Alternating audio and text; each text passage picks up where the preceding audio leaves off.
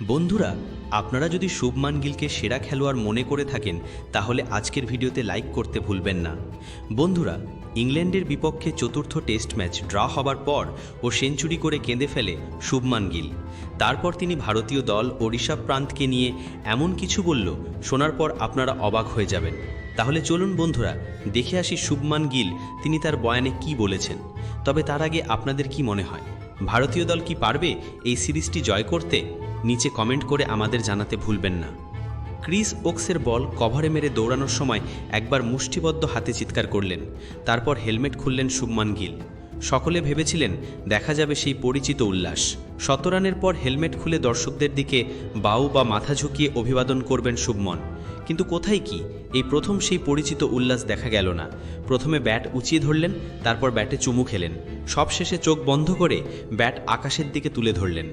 উপরবালাকে কৃতজ্ঞতা জানালেন, শুধু মুখে হাসি নেই, ১৭ রানের উল্লাস নেই।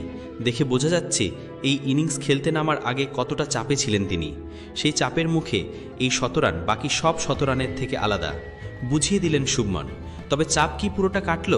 আউট হবার পর যেভাবে মাথা নিচু করে তিনি ফিরে গেলেন, তাতে বোঝা গেল এখনও চাপেই রয়েছেন ভারত অধিনায়ক। অধিনায়ক হিসাবে প্রথম টেস্ট সিরিজ, ব্যাটে রান থাকলেও জিততে পারছিল না দল। দুটো ম্যাচে জয়ের সুযোগ হাতছাড়া হয়েছে। এই টেস্ট হারলেই সিরিজ হারতে হবে। মাত্র ৪ টেস্টেই তার অধিনায়কত্ব নিয়ে প্রশ্ন উঠছে। জল্পনা ছড়াচ্ছে যে গৌতম গম্ভীরের চাপে নিজের সিদ্ধান্ত নিতে পারছেন না শুভমন। শেষ ৩ ইনিংসে রান না থাকায় চাপ আরও বেড়েছিল শুভমনের ওপর। এই পাহাড় প্রমাণ চাপের মুখে শনিবার তিনি যখন ব্যাট করতে নামলেন, তখন ভারতের স্কোর ০ রানে ২ উইকেট। ৩১১ রান পিছিয়ে থেকে নেমে প্রথম ওভারেই ফিরে গিয়েছেন যশস্বী জয়সওয়াল ও সাই সুদর্শন।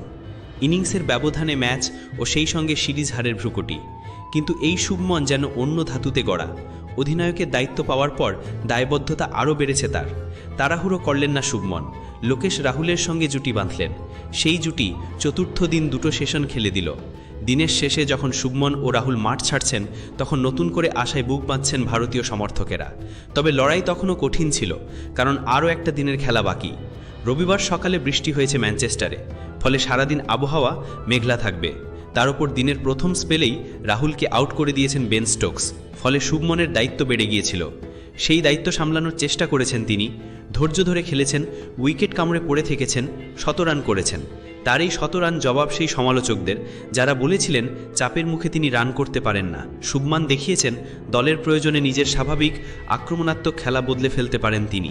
তবে ১০০ রানের পর বেশিক্ষণও খেলতে পারেননি ভারত অধিনায়ক। জফরা আর্চারের একটা বাইরের দিকে যাওয়া বলে খোঁচা মারতে গিয়ে আউট হয়েছেন তিনি। গোটা ইনিংস জুড়ে অফ স্ট্যাম্পের বাইরের অনেক বল তিনি ছেড়েছেন, কিন্তু ১০০ রানের পর তা মারার লোভ সামলাতে পারেননি। এর আগেও তার ক্যাচ দুবার পড়েছে, একবার লিয়াম ডসন ও একবার অলি পোপের হাত থেকে ক্যাচ পড়েছে। তৃতীয়বার আর সুযোগ পাননি শুভমন। তিনি আউট হবার পর গোটা ম্যানচেস্টারের গ্যালারি উঠে দাঁড়িয়ে হাততালি দিয়েছে, কিন্তু শুভমন সেদিকে তাকাননি। মাথা নিচু করে তিনি ফিরে গিয়েছেন সাজঘরে। তাকে দেখে বোঝা যাচ্ছিল নিজের পায়ে কুড়ুল মেরেছেন। মনে মনে ভাবছিলেন আর্চারের বলটা ছাড়তে পারতেন, আর কয়েক মিনিট পরেই মধ্যাহ্নভোজের বিরতি হতো, তাহলে আবার নামতে পারতেন। মুহূর্তের ভুল ফিরতে হয়েছে তাকে।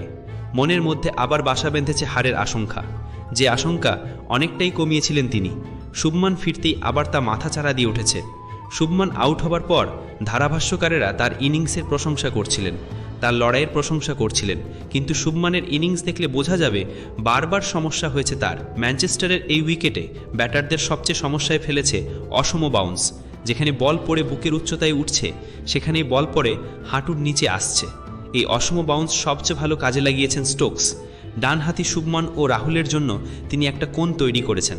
পাশাপাশি সীমে বল ফেলেননি স্টোকস, ফলে তার কোন বল লাফাবে আর কোন বল বসবে তা বোঝা মুশকিল হচ্ছিল। সেই ফাঁদেই আউট হয়েছেন রাহুল, সমস্যায় পড়েছেন শুভমনও। ইংরেজ পেসারদের বেশ কিছু বল শুভমনের ব্যাট ঘেঁষে বের হয়েছে। অফ স্ট্যাম্পের বাইরে জোরালো শট খেলতে গিয়ে কয়েকবার হাওয়ায় খেলেছেন। তার ভাগ্য ভালো যে দুবার ক্যাচ পড়েছে। ইংল্যান্ডের ফিল্ডিংয়ের যা মান, তাতে এই সুযোগ সকলে পান না। রবিবার ভারত অধিনায়ককে সবচেয়ে সমস্যায় ফেলেছেন ইংরেজ অধিনায়ক। স্টোকসের একটা বল লাফিয়ে তার ডান হাতের আঙুলে লেগেছে, তারপর সেই বল গিয়ে লেগেছে হেলমেটে।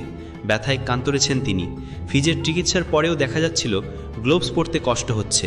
সেই অবস্থাতেও খেলেছেন তিনি। সামনের পায়ে ডিফেন্স করেছেন, ভয় পাননি, একের পর এক গোলা সামলে ১০০ রান করেছেন।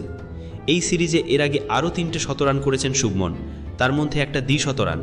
কিন্তু তার থেকে এই শতরানের গুরুত্ব অনেক বেশি, কারণ এই ইনিংসের পরিস্থিতি আলাদা, গুরুত্ব আলাদা। টেস্ট বাঁচানোর লড়াইয়ে নেমেছিলেন তিনি, নিজের সবটা দিয়ে লড়েছেন ভারত অধিনায়ক। 238 বলে 103 রান করে শুভমন যখন ফিরছেন, তখন তার চোখে মুখে হতাশা, কারণ তিনি জানেন লড়াই শেষ করতে পারেননি। তিনি জানেন এই পিচে আরও 2টো সেশন খেলা সহজ নয়। তিনি জানেন তিনি আউট হওয়ায় ইংল্যান্ড আবার জয়ের গন্ধ পেতে শুরু করেছে। ভারত এই টেস্ট বাঁচাতে পারবে কিনা তার জবাব পরের কয়েক ঘন্টায় পাওয়া যাবে, কিন্তু শুভমনের এই ইনিংস জবাব দিয়েছে অনেক সমালোচনার। কতটা চাপের মুখে তিনি খেলতে নেমেছিলেন তার প্রমাণ দিয়েছে শতরানের পর শুভমনের উচ্ছ্বাসহীন মুখ।